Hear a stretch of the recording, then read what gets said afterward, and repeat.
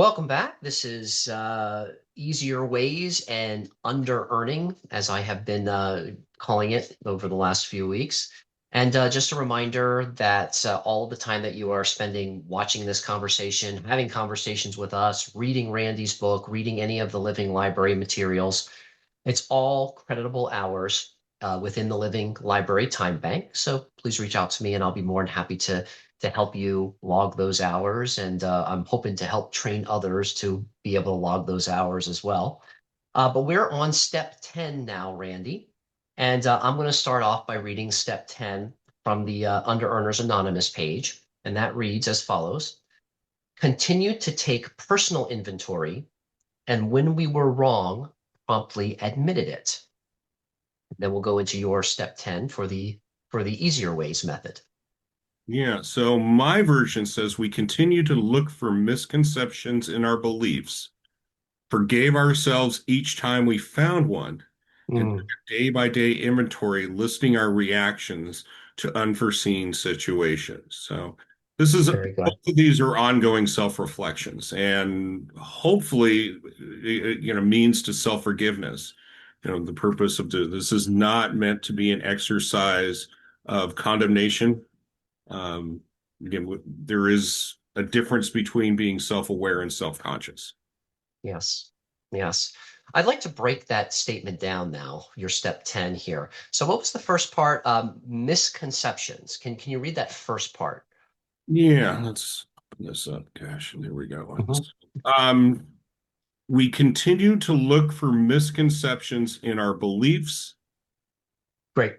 Let's yeah, start with that. We continue to look for misconceptions in our beliefs. That actually works very well into a process I often like to do. And I might have mentioned it before earlier in this series about really taking an honest inventory about when you're, especially when you're looking at something you have an emotional charge with, or someone you have an emotional charge with, is first breaking it down into facts, judgments. What is the story I'm telling myself about this person or about this situation? And then feelings. And we'll get into the feelings in a moment because I think that has to do with the second part about forgiving ourselves. Um, but yeah, when you think of a misconception in our belief, that's often a judgment. I find that's often a judgment that doesn't necessarily serve you. Um, Randy, can you speak a little bit to what does a misconception in your belief mean to you? Well, predominantly, I conceive this as identity. Uh, Mhm, I again believe that I was a terrible person. Okay. mhm, And basically, when I found myself saying, I'm sorry excessively, really, really sorry, I'm sorry, please forgive me, and all this kind of stuff, people are like going, it's cool, dude. You don't need to keep on saying you're sorry. When I could take a couple, three steps back, and it was a lot less personal, I could be the observer in this situation and kind of like going, yeah, yeah. If I was watching someone apologizing to me as much as I was doing, I could see that person for whatever reason is walking on eggshells. Um, Now I went through a long, many, many years of trying to figure out why I was walking on eggshells. I've come to the point right now where it's not as important to know why, just know that it's occurring. Because the next part, again, it forgave ourselves each time we found one. All of a sudden, it's like, again, as I mentioned, that there are certainly things that remind me that there's more work needed. Been doing this 19 years, and I'll probably have some type of work needed. Again, the self-observation and trying my best to treat myself with kindness and compassion, self-respect when I do find these things up. But that's basically what this process is. It's like, oh, wow, I am is not a terrible person. I'm a mhm. human. I'm not broken. That's the statement we've been talking about in previous episodes, and I can't really say it enough. We're not broken. We're human. Humans have behavior patterns. We have thought patterns. We have a self-concept. We have worldviews and all this kind of stuff. And a lot of that was formed when we were little people. Okay. Yeah. Behavior science says by the age of 7, we've already got this stuff pretty much established, and we're just looking for confirmation of these biases and such. So basically, it's just the concrete kind of gets set and and everything's very rigid, and I'm certain, and again, it can be in an infinite amount of ways this types have come up, but um, the more certitude that I express over myself or anyone else probably is something that needs to be reviewed and challenged. Now, it doesn't mean it automatically it's wrong, but why am I speaking with such no way, Jose, this is how it is? There's a bit of defensiveness with that. Again, when it's not personal. Again, if you saw somebody just like, oh, no, that's how it is.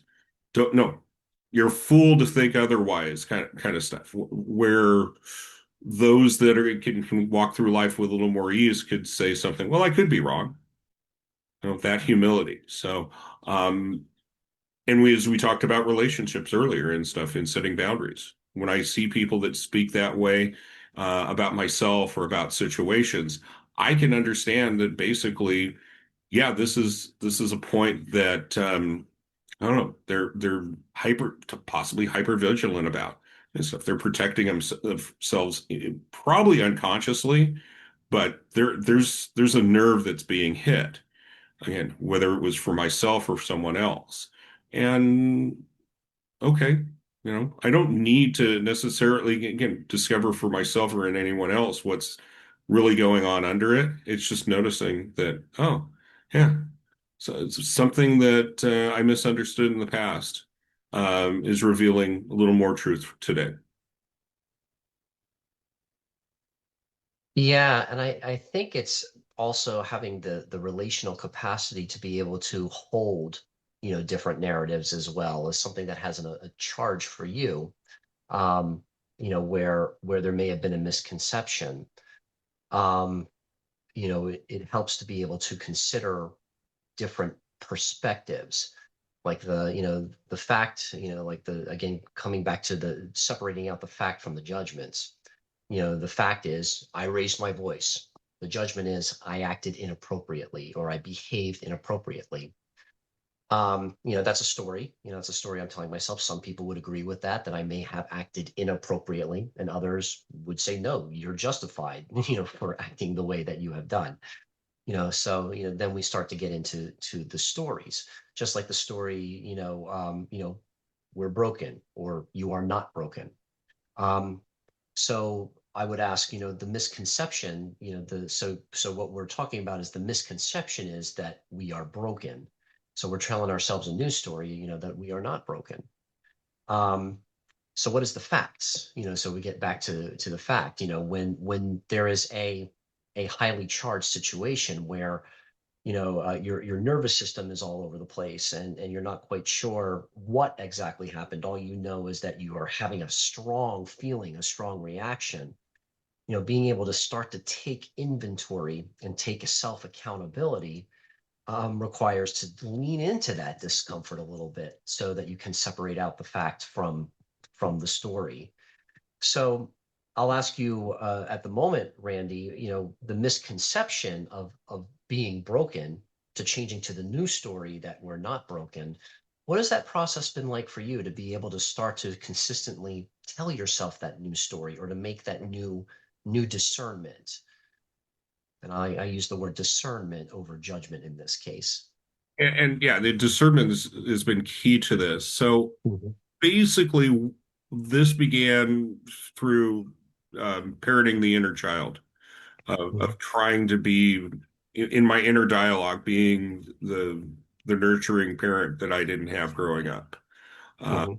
so again, these concepts were established when I knew nothing else but my family. I was influenced greatly by them, and yeah, I think everyone is, good or bad. We're part of a family union and stuff, and there is good and bad. I don't think you can have the most wonderful parents and such, but they're only human. They did some Mhm. stuff that, well.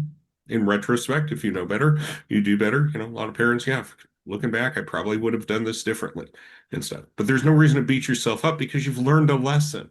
We talked Yep. about earlier episodes. So coming to the viewpoint of like, yeah, you did your best then, Randy. Yeah, things got pretty complicated. It's a mess, and you've been carrying that around a long time and such. But it seems like you've carried it long enough. Do you want to carry it any longer? You know, and even if you don't know what you want to do right now, there's an uncertainty. I don't know, maybe. I don't know. I don't know if I can ever lay this down. And it's okay. That's all right. And again, being that kind of person to yourself of, yeah, that's okay. No matter what you do, Randy, I care about you. And I want you to know that you're not a terrible person. You're not a great person either. You're a human and such. I have a hypothesis that a lot of the abuse that goes on in this world is from people seeing others as less than or better than them. Yes. Talk about the horizontal, the another way to do it, if you're objectifying people, you know, um, that wasn't a human being. That was somebody who, I don't know, he's just an employee. You know, what's the big deal? I can't treat these people like they're my friends and stuff. He's just an employee. What's the big deal? Kind of stuff. Well, there's enough truth to believe it. As you said, some people could agree with you, but then also the other thing about it is he's also just a human being like you. And again, there's an inherent dignity in all human beings. If that's, again, now that certainly is not meant to be, I don't know, my judgment or a sense of superiority. Again, but it is packed to this whole thing of being able to navigate the memories of the past, the present, most importantly, but or as I project how I want to live in situations and stuff. I rather, if I'm wrong, I'd rather default to that we're all equal. We're all bring unique things into this world. We're not the same. But the Yeah. fact is that we're more alike than we are different. And again, if Yeah. I can maybe, odds are in my favor and stuff. I can treat everybody with unconditional dignity, with that humanist stance to things. Um, and then I remember I'm a people. So the Yeah. relationship I have with myself is like if I can treat just for today people with this level of dignity I'm doing my best to speak about, can I treat myself in that same way? And that's really hard. Again, another hypothesis is, but I believe in it enough to speak it, is we're all our own worst enemies. Hmm. I don't think, and that comes from, again, there's something built into the system, the design of human beings. This is how we improve. Again, with discernment, we can say, oh, guess what? Yeah, don't put your hand on the hot stove. You don't call yourself an idiot, a fool, and stuff because you just burned your hand on the hot stove. You just, hey, that's just not a good idea, kind of stuff. Nor would you speak of anyone else who does it. Hey, I guess that's what we had to do to learn, as opposed to seeing the other person, get a blister on their hand. Um, it's a good thing Yeah. to reflect and make correction until it becomes something that is a bit of a self-torture. And I think, are we frozen here? Yeah, you All are. right, so we're still recording. So hopefully I'll get Randy back here in just a moment. There you are. There you All are. right. Yeah. Yeah. Yeah. So as long as discernment is being used, you're a whole lot less likely to beat yourself up. Right. And again, that's the difference between self-awareness and being, self-conscious. When we're hypercritical and we're condemning ourselves for stuff, we're being, at least speak for myself, I can be very, very cruel for myself, Hmm. towards myself. Um, I know the difference between the two, and I prefer to go through life being kind and compassionate and treating myself with some dignity as Hmm. opposed to the man I was for most of my life. Yeah. Yeah. And honestly, that to me, that brings us into the second part of your step 10. Forgave ourselves each time we found a misconception in belief. So that is from my experience, working with others, especially in this kind of capacity, forgiving ourselves. So, we had mentioned earlier about, using your own discernment about what forgiveness of others means to you, whether or not, that's for yourself or whatnot. That's again a decision I leave to the listener. But forgiving yourself, I found that that's harder for people to do than to forgive others. What has been your experience with forgiving yourself, Randy? Well, again, as things come up, I can observe what my response is, my reaction is, and such. Hmm. And it's kind of, again, when it's not as personal, when it's not, I don't know, important, it's not all about me, then it's easier for me to, again, to respond instead of react, to discern. Hmm. Um, so lots and lots of words to say greater emotional stability, more balanced response to these unforeseen situations. So I'm again by regularly identifying and correcting these misconceptions, forgiving myself, and the next part again talking about the day-to-day inventory listing. Reflecting at the end of the day. Where was I dishonest? Where was I insecure? Where was I defensive? There, it's drops in the bucket. Before again with the self-condemnation, that was I'd call that a downward spiral.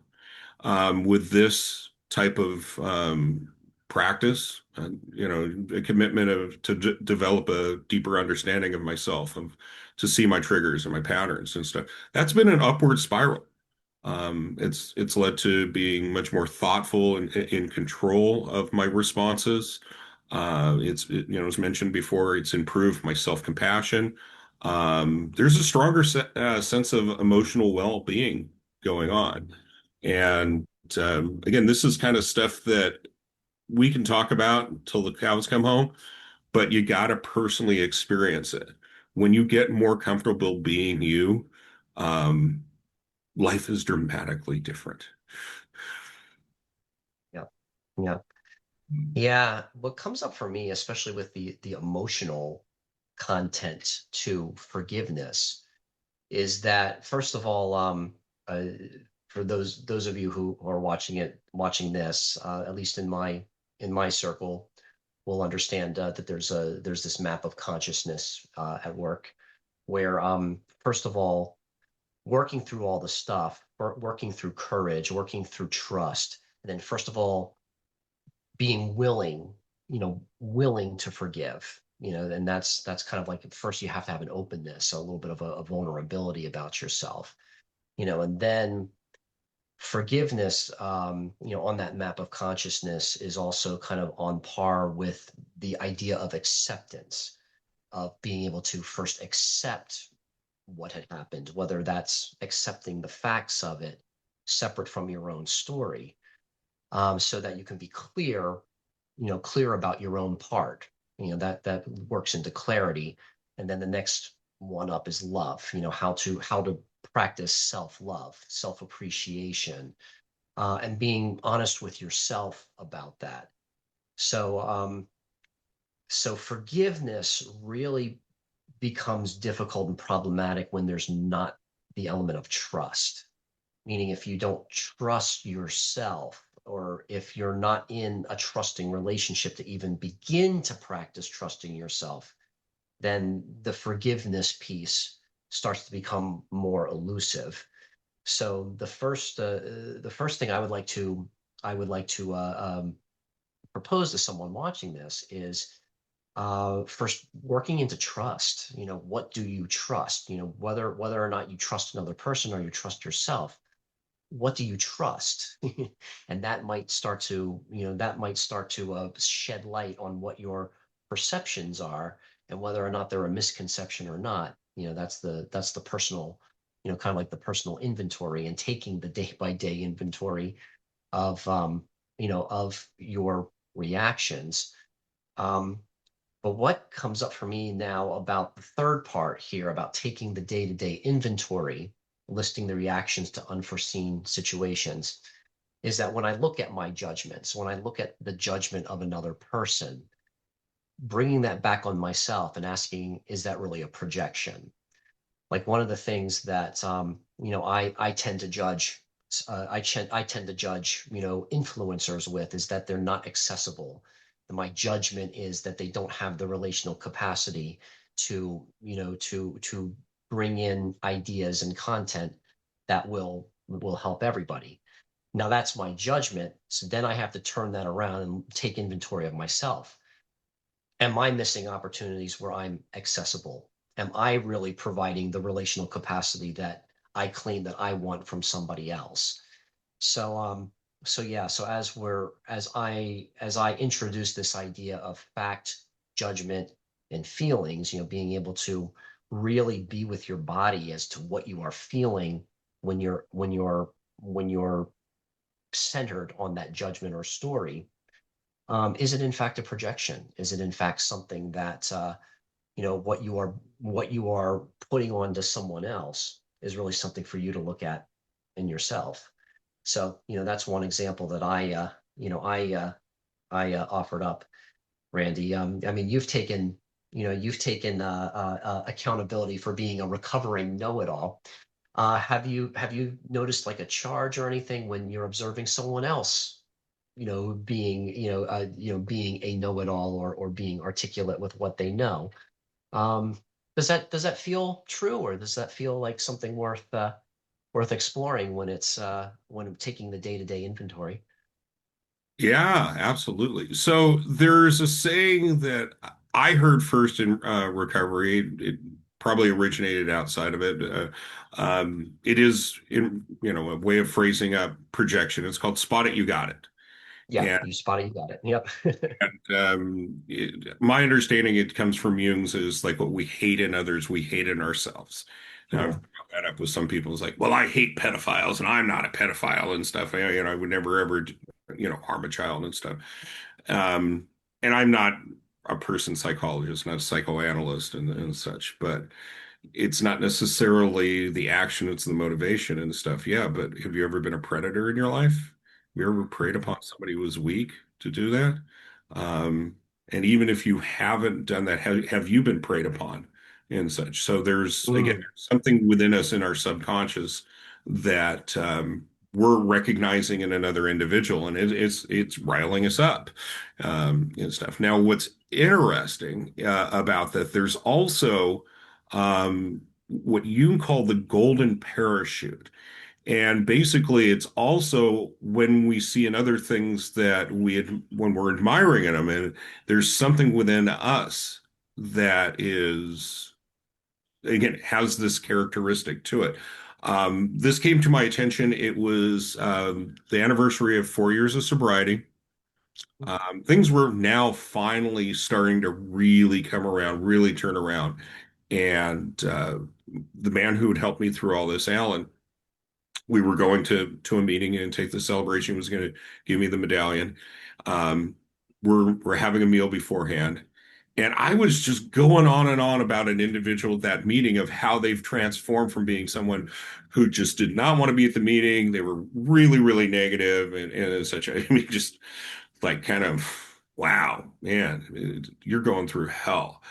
And remembering when I was in my own way that state. Um, and Alan, with his mouth full chewing, you know, goes, "Spot it, you got it." And I tilted my head like kind of like a puppy who hears a weird sound, and he's just, Randy, you're the miracle too. Because I was referring to the miracle of transformation of how this person had changed to being somebody who wasn't that way, was enjoying life, and it was really starting to see change come about in their life. And I was just like, this is the coolest thing and stuff. And it was reflection of like, yeah, yeah, maybe it's a false humility, such as this. I mean, again, when we can be objective about stuff, there are attributes all of us have. We have assets and such.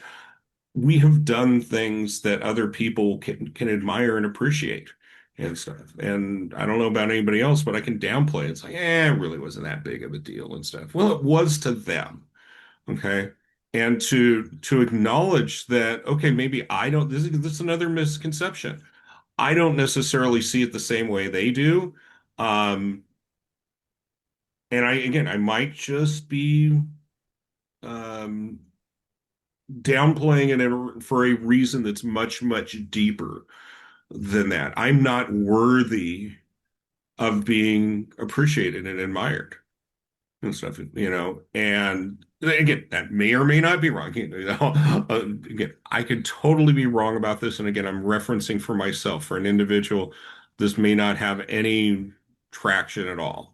Um, but at least contemplating, well, maybe so, maybe no. That's what this step is. And there's no wrong answers here. Again, the process, again, in AA, there's things that are like worksheets, where again, you can just have a form and it's like, hey, at the end of every day, ask yourself, what did I do today that helped me obtain some sort of serenity, some sort of peace of mind? Um, did I fail to do that? Okay. What can I learn from this? Um, Taking inventory requires time for self-reflection. Did I take any time for self-reflection today? Did I contemplate any of this stuff? Did I pause? Um, was I triggered today? Was I contemplating relapse? Again, what were they? And how did I respond? And perhaps, going in and stuff, do you think that did poorly, could do better, whatever? And again, there's worksheets on all this type of stuff. Um, again, I'm sure there's many, many more questions that I'm bringing up right now. Oh yeah, and again, where was I selfish? Where again, where was I resentful? These types of actions as well of just that self awareness. What, because even on my best days, I can be reactive. Again, we're human. Okay. Mother Teresa probably had moments when she overreacted to stuff. Never met the woman, we really don't even know her life story and stuff. My point is the most saintly of people, your grandmother that you love, that you call a saint and stuff. I bet you she's had her time when she Of was course. less than you envision her as. Because again, this is humans, people Yeah. fart in church. Okay. Yeah. Yep. And if you're going to condemn it, if you're going to criticize it, judge it, and such, okay, that's just what's happening. Again, that judgment and the criticism also, don't let yourself feel terrible because also now you're aware it's like, oh God, I am such a terrible person. I'm always judging people. I'm always judging myself. Oh my gosh, which I bring up because I did that for a while and stuff. Eventually I could start seeing is like, is that serving me right now? No, no. Well, maybe then when you see it again and stuff, you won't do as much, And that 10-15 minutes of beating myself up now is only a few minutes and such. So it doesn't, again, not saints, it's progress, not perfection. These are paradigms that gets thrown in recovery and stuff. But yeah, there is a big, big difference between beating myself up for 15 minutes straight, saying what a fool, what an idiot, all these derogatory terms and the stuff to just notice it and like, ooh, dude, wow, where'd that one come from? And stuff, man, okay. And not, again, not having to turn into some kind of detective and figure out why I was this way. Just observe it. Okay. And that noticing, that was way more powerful than me trying to be my own psychoanalyst. Yep. Yep. Yeah, and that kind of moves into the third part of the process I like to introduce, where becomes about the feeling, because when you're constantly judging yourself and constantly in your head about it, it brings up the feeling. So like if someone following along this and I ask you to write down about somebody you have a charge with, so for instance, like when I lose it and I raise my voice to my daughter, okay, so what's the fact? Well, the fact is, I raise my voice to my daughter. The judgment or the story I'm telling myself is I completely acted inappropriately. Then the feeling, well, there was anger there, but now there's shame over the anger because now I'm ashamed that I acted inappropriately. So what where this comes in now to where the work starts to come in is how do we do the emotional work so that we get out of our heads and into our hearts or into the start to regulate the nervous system really. And what we do is after we identify the story, um, then we go into the feelings and then the projection piece. But the feelings, it's the five primary feelings. We say, well, what am I experiencing? Mad, sad, glad, fear, or shame. And this is something that I'm working on as well too, is that when those other feelings, the mad, sad, fear, or shame, have an opportunity to be witnessed and to be expressed in a safe environment, eventually it's going to lead back to joy. Eventually. Now, that's a theory, that's a hypothesis I'm working with at the moment as well too. But how to support each other and have the safe spaces where we can express those other feelings and to start to explore whether or not if they are expressed and they are witnessed, do they lead back to joy or at least to neutrality, kind of like taking away the charge. So that would be my yeah, so that would be my if anyone listening to this wants to play along and do some of the inventory work, start out with an incident or a person where you still hold a charge, and if it's somebody that you don't feel safe reaching out to, or if you've decided you don't want to make amends with them, maybe it's just a matter of doing the work with someone you trust and first of all listing out the facts, listing out the judgments or the stories, then doing the feeling work, allowing yourself to express the feelings. And then if it feels safe enough, look at the projection piece. What's my part in this? Am I projecting onto this person what I myself might be exercising? So that's a request that I would have for someone who wants to continue this work or are looking for some sort of method to practicing this as well. So as we're winding down step 10 here, Randy, is there anything else you would like to conclude with, or is there anything you would like to encourage the reader or encourage the listener, to practice, or just what's on your heart right now? Well, I'd like to kind of add into what you were just mentioning, but being in the moment situation again, for the daily review, the self-awareness and such. Mhm. I can rationalize and justify, and again, I can create a story on top of the story. Oh yeah. Mhm. Okay. So again, talking about the heart, it's not necessarily emotions, but sensations and stuff. Mm, Not right. And this does not necessarily mean I'm uncomfortable. I sometimes sensation are over. I'm overreactive, giddy, and such. If there is something out of again a calm piece, again I use the word equanimity, this calm ability to observe and judge and such. If I can catch it and I can review and just notice that I am anything other than calm and peace and serenity and such, that is where, again, I can focus my attention towards. And then, again, mhm. I do not need to necessarily come to the reason why I'm having the sensation and stuff. It's just a noticing. Yep.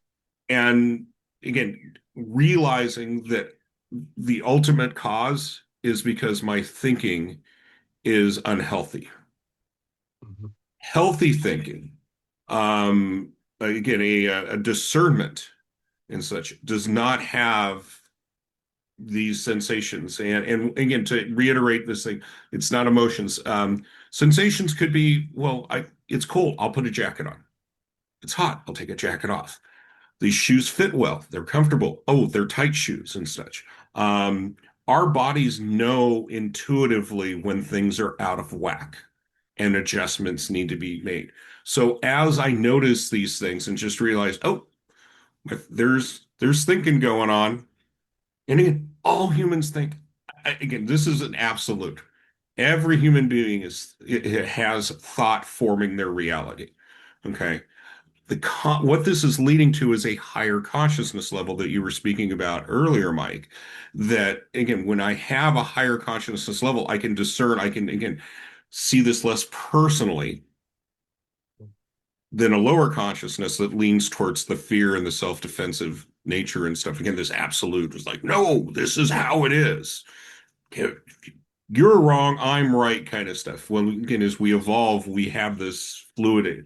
We can flow and we can just doesn't mean we're wrong necessarily, but it does mean things are, I want to say, less than well. We're not having a health and such. So yeah, having peace, having equanimity, um, being able to forgive. That's probably again, this is the big word here for this step. Can we, it's not the official, the principle behind the 10th step, but I'm going to proclaim it right now and stuff. When we are actively doing this, eventually comes to a point in time where forgiveness becomes much, much more common. And life is easier when we can forgive ourselves and we can forgive others for being human. Yeah, very good. Yeah, and I'll wrap this up with just one observation as well too. When you were speaking about sensation and emotion, some of the language my colleagues and I often use is the difference between a feeling and an emotion, where the feeling, there's more of a story about the environment, you're observing the sensations and all that, where the emotion is usually deeper rooted in a story that is somewhere in the deeper consciousness, within perhaps even the unconscious, and that's where, when you create the safe spaces to explore that, that becomes possible. And hopefully as this work, as others are witnessing this work as well too, that those with a passion for being a mental health practitioner as well can join us on this journey as well, so that we get all perspectives, and those who are really doing the hard work on it as well can be a part of the conversation. Great. All right. Well, thank you, Randy. We're going to wrap up step 10, and we will be back in a few weeks with steps 11 and 12.